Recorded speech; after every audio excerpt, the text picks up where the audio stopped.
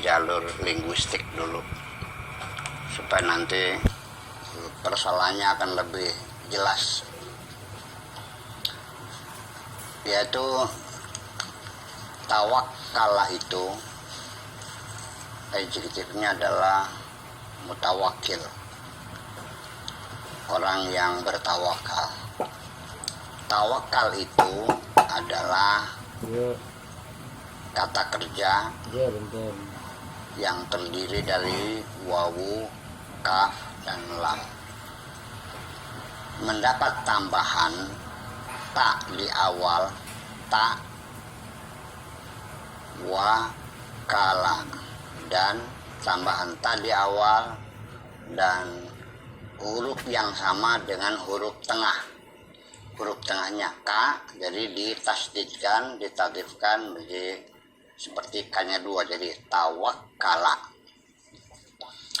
Ini adalah perlu diwaspadai bahwa makna tawakkala itu akan mempunyai makna yang unik sesungguhnya. Tetapi sebelum itu, dalam bahasa Arab, setiap kata kerja yang menunjukkan satu profesi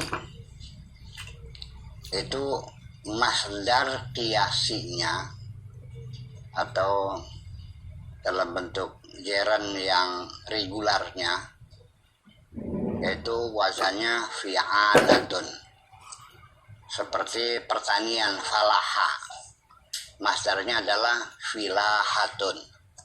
Seperti tajara menjadi tijaratun, seperti sona'a industri menjadi sinaatun perindustrian. Nah, maka wakala juga masdarnya wikalatun, artinya agen, artinya satu lembaga yang mengurusi barang orang, mengirimkan, merawat, dan sebagainya. Artinya pekerjaan yang mengurusi barang-barang yang diterima seseorang, menitipkannya untuk mengurusinya. Makanya agent itu adalah sebagai kantor atau agen. Apa kalau itu kantor? Ya, mungkin bisa terjadi. Artinya lembaga yang mengurusi kita semuanya. Sehingga karena agen itu mewakili, makanya kata-kata perwakilan sendiri juga adalah asal kata dari kata-kata wakala juga. Wakilun itu artinya orang yang mewakili. Dari kata itulah makanya kita orang yang kita tunjuk untuk duduk di lembaga tertinggi negara yang disebut dengan DPR itu namanya wakil. Lembaganya Dewan Perwakilan. Orangnya anggota dewan itu adalah wakil rakyat. Jadi wakil itu adalah yang menyampaikan segala inspirasi kita kepada negara ini. Nah, itulah seluk-beluk makna tawakal itu dari asal katanya. Nah, sehingga kata tawakal sendiri itu dalam Al-Quran disebutkan ini dengan bentuk kata perintah.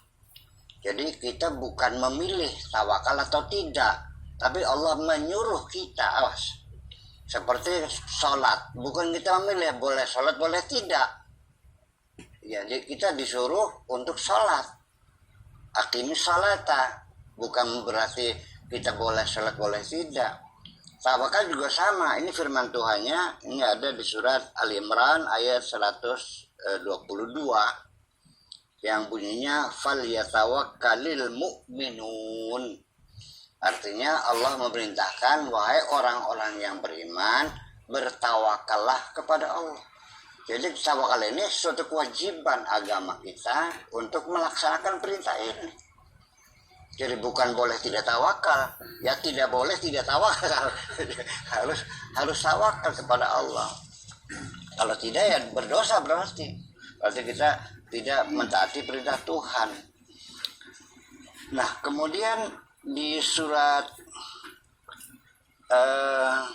Al-Maidah ayat 235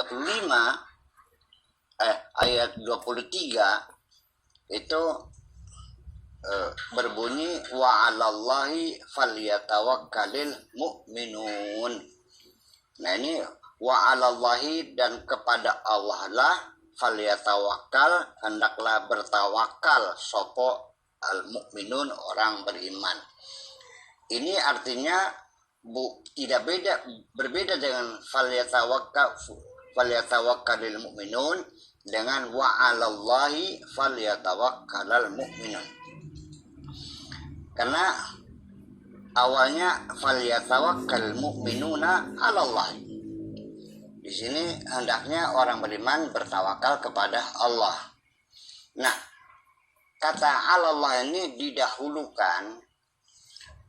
Ya, ini ada kegunaan dari sisi linguistik merubah kalimat itu menjadi kalimat eksklusif atau ikhtisas. Jadi maknanya hanya kepada Allah sajalah hendaknya orang beriman bertawakal. Artinya tidak boleh tawakal kepada selain Allah. Yang boleh hanya kepada Allah saja. Jadi dalam kaidah balaghiyahnya itu takdimul ma'mul itu yufidu makna ikhtisas.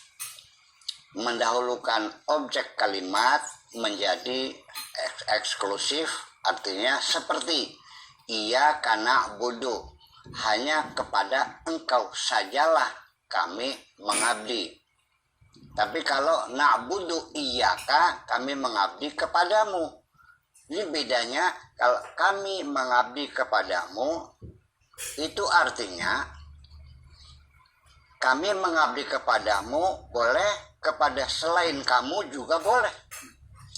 Tapi kalau hanya kepadamu kami mengabdi, artinya kami tidak mengabdi kepada selain kamu.